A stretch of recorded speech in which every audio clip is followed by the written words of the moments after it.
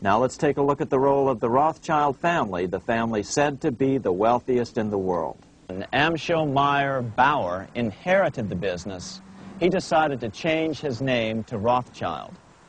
Amschel soon learned that loaning money to governments and kings was more profitable than loaning to private individuals. Not only were the loans bigger, but they were secured by the nation's taxes. Mayer Rothschild had 5 sons. He trained them all in the skills of money creation, then sent them out to the major capitals of Europe to open branch offices of the family banking business. His first son, Amschel Meyer, stayed in Frankfurt to mind the hometown bank. His second son, Solomon, was sent to Vienna. His third son, Nathan, was clearly the most clever. He was sent to London at age 21 in 1798, 100 years after the founding of the Bank of England. His fourth son, Karl, went to Naples, and his fifth son, Jacob, went to Paris. The Rothschilds soon grew unbelievably wealthy. By the mid-1800s, they dominated all European banking and were certainly the wealthiest family in the world. They financed Cecil Rhodes, making it possible for him to establish a monopoly over the diamond and gold fields of South Africa.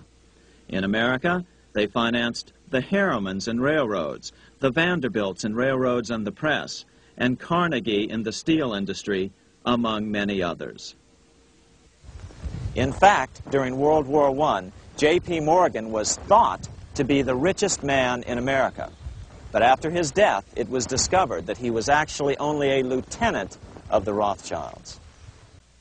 By 1850, James Rothschild, the heir of the French branch of the family, was said to be worth 600 million French francs, 150 million more than all the other bankers in France put together. He built this mansion called Ferrier, just east of Paris. Wilhelm I, on seeing it, exclaimed, "Kings couldn't afford this. It could only belong to a Rothschild." Money changers, those who loan out and manipulate the quantity of money, were active in medieval England. In fact, they were so active that acting together, they could manipulate the entire English economy. These were not bankers per se. The money changers generally were the goldsmiths. They were the first bankers because they started keeping other people's gold for safekeeping in their vaults. The first paper money was merely a receipt for gold left at the goldsmith. Paper money caught on because it was more convenient than carrying around a lot of heavy gold and silver coins.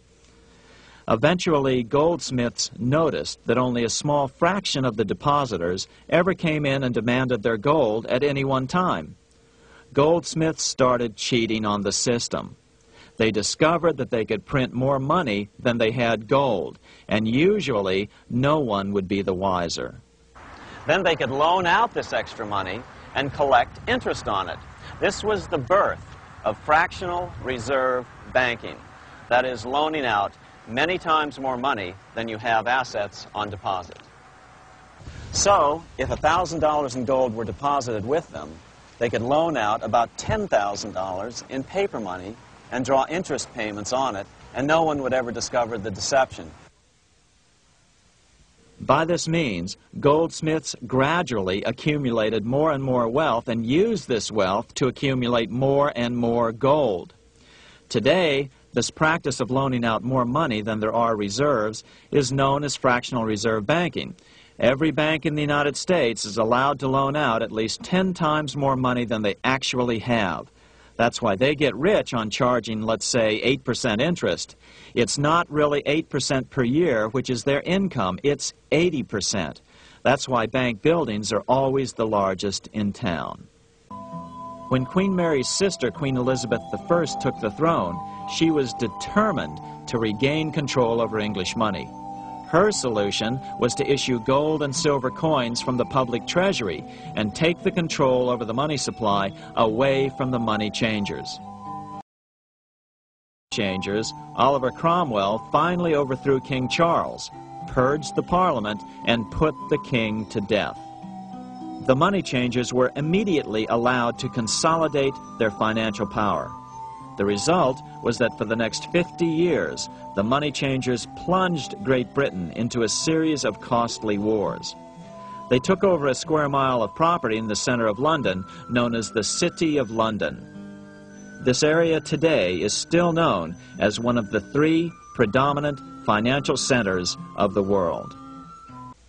By the end of the 1600s, England was in financial ruin. 50 years of more or less continuous wars with France and Holland had exhausted her. Frantic government officials met with the money changers to beg for the loans necessary to pursue their political purposes. The price was high: a government-sanctioned, privately owned bank which could issue money created out of nothing. It was to be the modern world's first privately owned central bank, the Bank of England.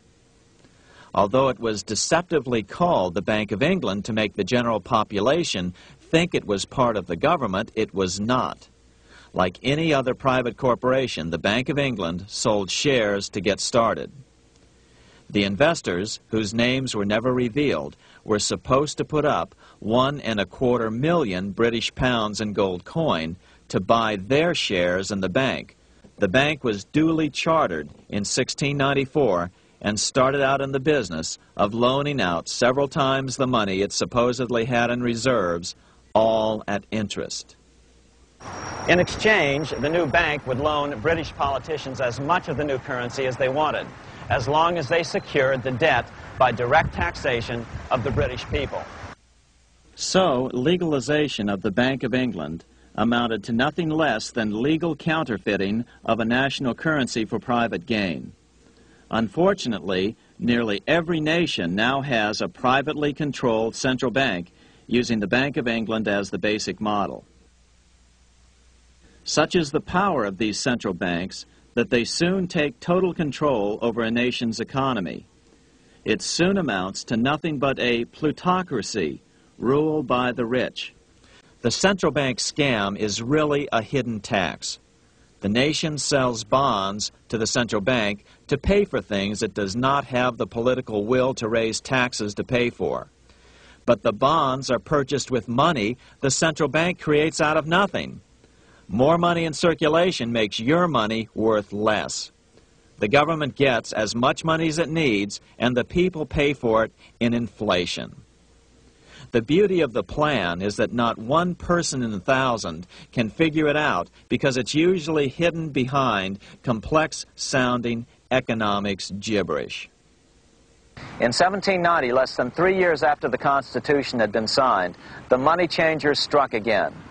The newly appointed first Secretary of the Treasury, Alexander Hamilton, proposed a bill to the Congress calling for a new, privately owned central bank.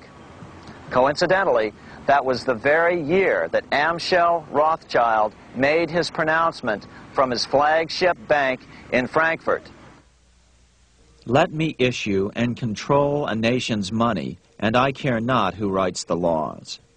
After a year of intense debate, in 1791, Congress passed the bill and gave it a 20-year charter.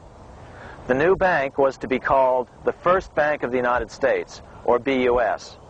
The bank was given a monopoly on printing U.S. currency, even though 80% of its stock would be held by private investors. The other 20% would be purchased by the U.S. government. Like the Bank of England, the name of the Bank of the United States was deliberately chosen to hide the fact that it was privately controlled. And like the Bank of England, the names of the investors in the bank were never revealed. Many years later, it was a common saying that the Rothschilds were the power behind the old Bank of the United States.